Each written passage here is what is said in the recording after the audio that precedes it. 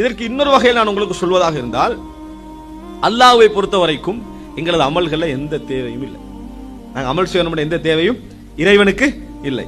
ரசூல் ஸல்லல்லாஹு அலைஹி வஸல்லம் சொல்றாங்க, சஹீஹ் முஸ்லிம்ல வரக்கூடிய செய்தி, இன்னமாஹிய அமாலுக்கும் உஹ்ஸிஹாலக்கும், இதெல்லாம் உங்களுடைய செயல்பாடுகள் தான், உங்களுக்காக நான் பாதுகாத்து வருகிறேன். ஃபமன் வஜத கைரன் ஃபல்யஹ்மதில்லாஹ், நல்லதை கண்டு கண்டா அல்லாஹ்வை புகழ்ந்து கொள்ளுங்க. வமன் வஜத கைர தாலிக், அது அல்லாததை கெட்டவைகளை கண்டால் ஃபலா யலூமன்ன இல்லா நஃப்ஸா, அவரே அவர் நொந்து கொள்ளட்டும், இதுல எனக்கு எந்த இதுவும் என்னது இல்லை அப்படி என்று சொல்வதை நம்ம பார்க்கிறோம். அல்லாஹ் தஆலா குர்ஆன்ல எல்லா அமல்களையும், எந்த அமலை எடுத்தாலும் அல்லாஹ் தஆலா என்ன செய்வான் சொல்லுவான், லை யனாலல்லாஹ லுஹூமுஹா வலா திமாஉஹா, அதனுடைய இறைச்சிகளோ அதனது இரத்தமோ இறைவனை சென்று அடைவது இல்லை. அதனது இறைச்சியோ அதனது இரத்தமோ சென்று அடைவது இல்லை. எது இறைவனை சென்று அடைகிறது?